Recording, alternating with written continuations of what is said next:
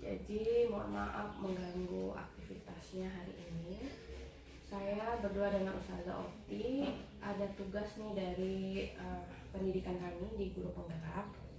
Jadi dalam modul ini mengenai pengambilan keputusan. Nah, di tugas demonstrasi kontekstual ini ada sesi menanyakan pengambilan keputusan selama ini yang Ustazah Thaibah emban sebagai kepala sekolah itu seperti apa ya? Apakah boleh Ustazah Thaibah? Boleh, silakan. Oke. Untuk sesi pertamanya mungkin dimulai dari Ustazah Opti ya. Terima kasih Ustazah Charity. Baik Ustazah Thaibah di sini. Sebenarnya kalau kepala sekolah kami digabung juga, dan Ustazah Tony mungkin online. Di sini Ustazah Thaibah sebenarnya kita ingin menceritakan kasus-kasus yang terdahulu. Kira-kira ada tidak ya sebelum mengambil keputusan itu Ustazah Thaibah merasakan dilema? Ya, selama saya memimpin menjadi kepala sekolah beberapa tahun ini ya, jadi tentunya dalam mengambil keputusan terkadang itu dilema ya, bingung antara seharusnya gitu nah dengan kenyataannya gitu nah. Seperti contoh bisa kita ambil itu siswa yang di kelas 3 ya, biasanya makin dia di kelas tinggi dia makin dia ingin coba-coba gitu nah. Biasanya pelanggaran yang pernah salah satu yang bisa yang kadang dilakukan itu seperti merokok kayak gitu nah. Kalau misalkan prosedur di sekolah ini kan ketika merokok itu pasti akan ada sanksinya ya. Kemudian ada tahapan-tahapannya. Nah, ketika kelas 3 itu anak-anak artinya sudah terdaftar untuk mengikuti ujian untuk mendapatkan sertifikat lulus ujian, ijazah artinya. Nah, ketika sudah mau tamat, misalkan biasanya ada kepada kasus 2 bulan lagi, 3 bulan lagi gitu, ada siswa kita yang ternyata merokok dan ini udah berkali-kali dipanggil, sudah dipanggil anaknya, dikasih pembinaan, dipanggil orang tua, ada yang masih melakukan dan ini menjadi dilema. Sebenarnya kalau misalkan dari aturan kami, anak ini sudah perlu gitu dari keluarkan dari sekolah, tapi karena kita juga melihat dia udah kelas 9, pertimbangan dari background keluarganya, dianya, jadi sulit untuk kita mengeluarkan anaknya. Oke, berarti tadi dari yang Ustazah Thaibah sampaikan tadi terjadi ada 2 pilihan dilema ya, antara dikeluarkan atau tidak. Tadi sudah dijelaskan alasan-alasannya dikeluarkan karena peraturannya seperti itu, sedangkan tidak karena kasihan anaknya sudah kelas 9 dan sebagainya. Oke Ustazah, sebelum itu berarti yang Ustazah laksanakan ini yang terjadi tadi kasus itu adalah sebenarnya paradigma dilema Antara keadilan lawan kasih sayang. Berarti itu dilema etika. Dilema ya, kepala sekolah. Ya, berarti yang terjadi itu adalah keadilan lawan kasihan. Oke, dari situ kira-kira Ustazah Thaibah dari tadi kan ada 2 nih pilihannya antara dikeluarkan dan tidak. Akhirnya kira-kira keputusan pada saat itu yang Ustazah Thaibah ambil adalah pada situ yang kami ambil itu dipertahankan gitu nah. Karena kita pertimbangan, kita kan telusuri dari kasusnya, kemudian dari kita lakukan awalnya itu dari BK kan, dari BK, kemudian ada koordinasi dengan wali kelasnya, dengan kesiswaannya semuanya, kemudian sehingga mengambil keputusan anak ini perlu dipertahankan gitu. Karena kita takut ketika di luar mungkin malah lebih berbahaya gitu nah. Makanya kita ingin melindungi, dan kebetulan di sekolah ini kan adalah pesantren, jadi harapannya dalam waktu beberapa hari ini masih bisa kita bina kayak gitu nah. Oke, berarti dari tadi udah melalui BK dan sebagainya itu berarti prinsip berpikir dalam mengambil keputusan ini adalah berbasis rasa peduli, karena peduli terhadap anak ini akan di luar belum tentu menjadi yang lebih baik. Oke, Ustazah Thaibah, kira-kira tadi langkah-langkahnya udah nih dijelaskan dari BK dan sebagainya. Kira-kira dari langkah-langkah dan prosedur yang selama ini apa sih yang dianggap oleh Ustazah efektif dalam menyelesaikan atau mengambil keputusan? Selama ini langkah yang sudah kita ambil itu sangat efektif ya, karena sudah mengikuti prosedur. Kan di setiap sekolah ada peraturan, dan peraturan kami yang ngikutin dari bawah gitu. Nah, sebenarnya kalau misalkan kasus itu hal ringan itu biasanya bisa diselesaikan dari guru kelasnya, kemudian mungkin akan naik lagi nanti akan ke wali kelasnya, kemudian ke BK-nya, kemudian naik lagi nanti ke siswaan sampai kepada kasus ke kepala sekolah. Kecuali ketika kasus itu besar ya, mungkin ya langsung akan ditangani langsung sekolah dengan melibatkan guru-guru yang lain yang sudah sesuai dengan kurikulum yang tadi. Oke, berarti selama ini pengambil keputusannya menurut Ustazah Thoibah di sekolah ini sudah efektif. Sudah efektif. Yang selanjutnya mungkin Ustazah Karina. Oke, saya melanjutkan yang apa yang ditanyakan oleh Ustazah Opti. Dari dilema ITK tadi kan, karena kita bingung kalau diikuti berdasarkan peraturan, anak ini harus dikeluarkan karena poin sudah terlampaui dan kesalahan diulang-ulang terus, tapi ada sisi lain yang mesti kita pikirkan karena anak ini sudah di kelas akhir, tinggal berapa bulan lagi ya kan. Ustazah Thoibah selaku pimpinan dilema dan tetap memutuskan untuk berpihak pada murid dan tetap siswa itu tetap sekolah di sini.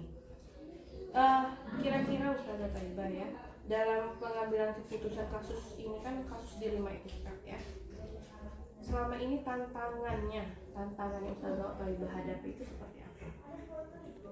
Tantangannya sih biasanya lebih ke orang tua. Terkadang orang tua itu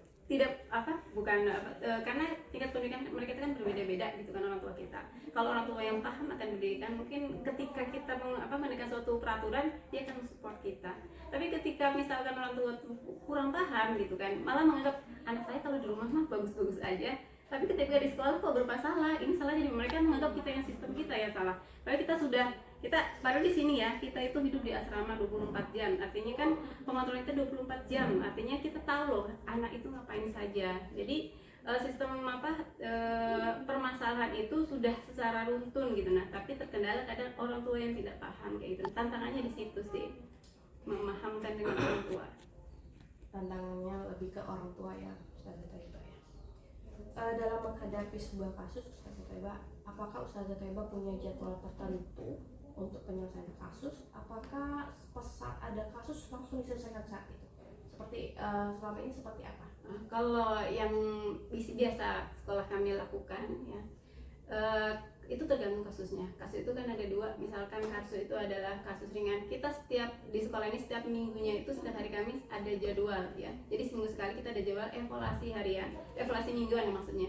Ya, evaluasi mingguan kita akan tahu anak-anak ini masalahnya apa sih gitu. Nah, ketika itu ringan maka bisa diselesaikan kalau ringan berarti di kelas gitu kan. Tapi kalau misalkan itu sedikit dia poinnya berapa, karena kita pakai sistem poin, maka mungkin perlu pembinaan dengan BK kayak itu. Nah, atau mungkin perlu pembinaan dengan wali kelas sesuai dengan hasil daripada rapat yang memang tadi. Tapi ketika permasalahan itu adalah besar, nah itu biasanya kita mengadakan rapat dadakan kayak gitu. Nah, dengan melibatkan komponen-komponen di sekolah kita seperti guru. Ketika masalah itu mungkin dia bersama guru kan, permasalahan itu kita selesaikan, atau misal kita melibatkan juga wali kelasnya, BK-nya, karena kan kita melihat rentetan sebenarnya dia selain ini pernah ngapain aja sih, karena itu akan menjadi pertimbangan untuk pengambilan keputusan siswa tersebut kayak gitu. Ada tidak faktor-faktor atau seseorang yang selama ini memudahkan dalam pengambilan keputusan? Tentunya ada. Kita kan namanya lembaga. Kalau misalkan saya sendiri punya sekolah sendiri mungkin keputusan saya, tapi karena ini lembaga kita berjalan itu bersama. Jadi di bawah saya itu ada waka-waka saya, ada waka kesiswaan, nanti waka kurikulum ya. Kemudian ada juga yang bidang lebih ke anak yang mungkin BK. Nah, sikap-sikap anak, kepribadian anak itu lebih kepada BK, kemudian ada wali kelas. Jadi dalam pengambilan keputusan kami selalu melibatkan orang-orang tersebut. Berarti Ustazah Thoibah berkolaborasi dalam pengambilan keputusan ini. Dari apa yang sudah kita bahas tadi, yang sudah Ustazah Thoibah sampaikan selaku kepala sekolah, kira-kira apa pembelajaran yang dapat Ustazah Thoibah petik dari pengalaman tersebut? Kalau berdasarkan pengalaman, sebenarnya di lembaga manapun yang hal yang paling penting adalah kita komitmen bersama-sama kayak gitu. Nah, karena setiap anak itu polanya tingkahnya kan berbeda, makanya kita komitmen untuk bisa memperbaiki anak-anak, jadi sama-sama. Jadi bukan wakanya saja atau misalkan bukan gurunya saja, tapi kepala sekolah dan jajaran di bawahnya kita komitmen sama-sama mendisiplinkan anak, membuat anak itu pokoknya lebih baik kayak gitu. Nah, seperti itu. Mungkin cukup ya. Ya, Terima terima kasih Ustazah Thaibah sudah mengganggu waktunya. Terima kasih atas wawancara ini. Semoga hasil ini menjadi perbaikan untuk sekolah kita pada khususnya ke depannya, dan berdoa untuk kami Ustazah yang sedang melakukan pendidikan saat ini ya. Baik, permisi ya Ustazah Thaibah, maaf mengganggu waktunya. Dengan kurang kami mohon maaf apabila ada kesalahan kata. Assalamualaikum warahmatullahi wabarakatuh. Waalaikumsalam warahmatullahi wabarakatuh.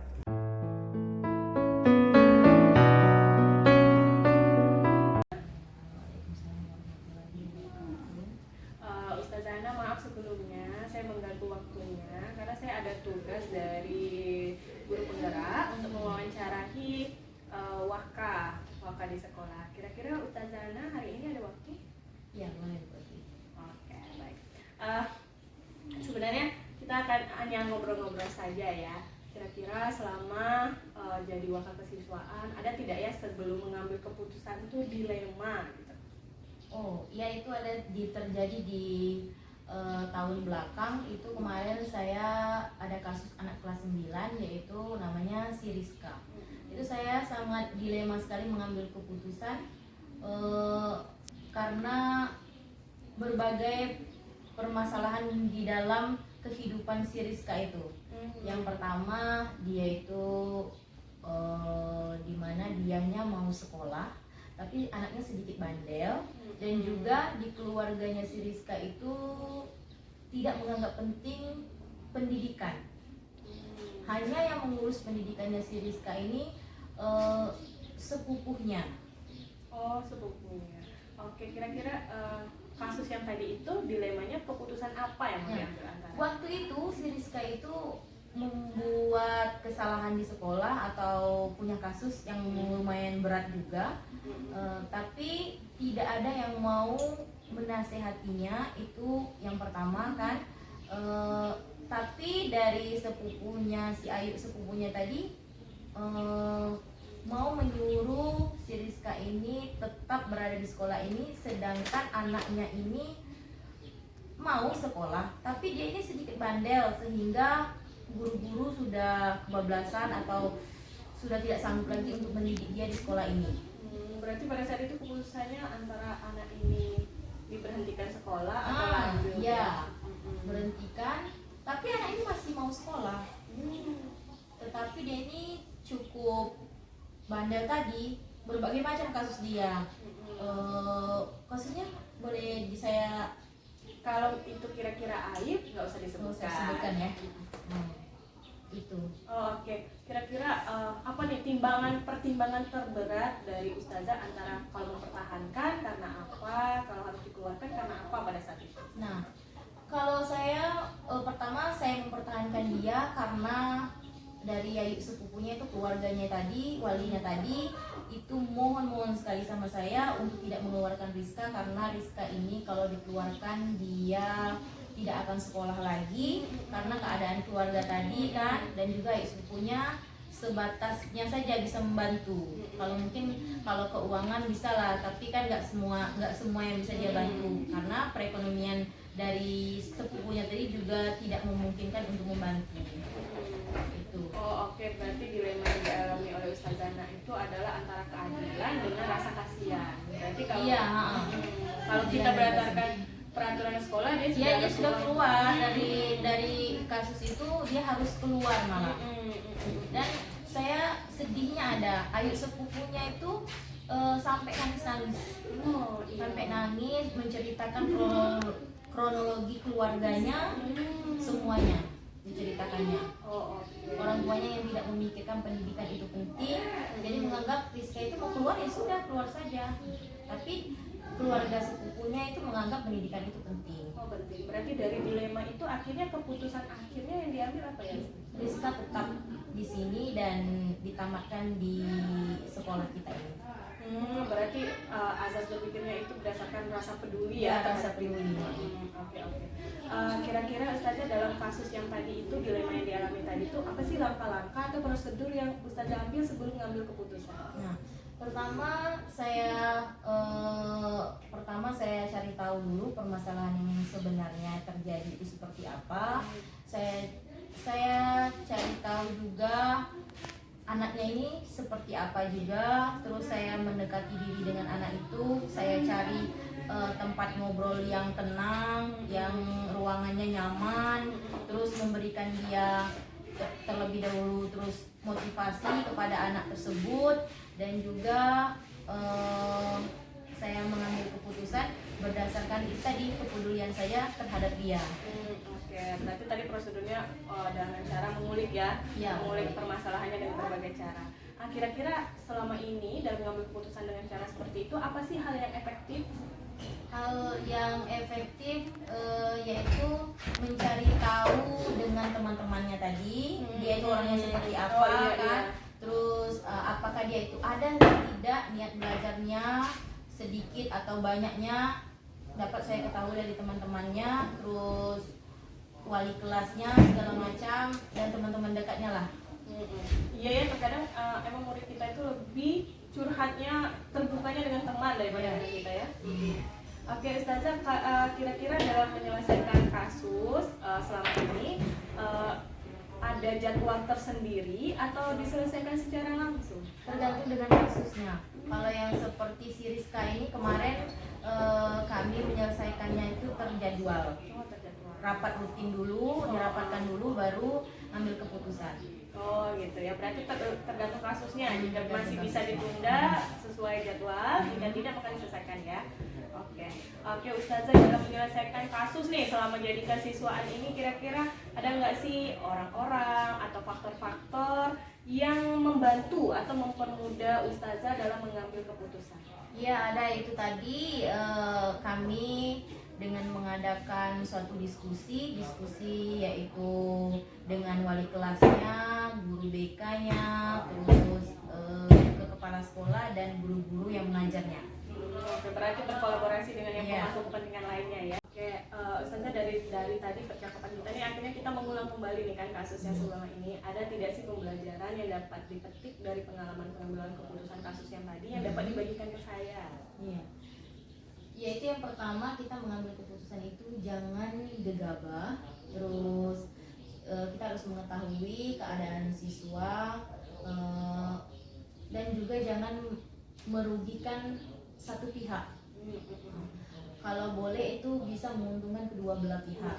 Nah, terus juga jangan mengambil keputusan itu berdasarkan emosi kita sendiri, yaitu tadi sama dengan kita jangan panik. Nah, terus berdasarkan keputusan bersama itu. Oke, berarti akhirnya saya dapat pembelajaran nih kalau menyelesaikan mengambil keputusan itu jangan merugikan, bila perlu menguntungkan kedua belah pihak, jangan panik, dan keputusan bersama. Oke, Ustazah, mungkin itu saja yang dari saya. Saya terima kasih, akhirnya dapat sekali banyak hikmah, banyak pengalaman yang dapat saya serap jika suatu saat saya berada di posisi Ustazah. Saya mohon maaf mengganggu waktunya. Terima kasih. Mungkin itu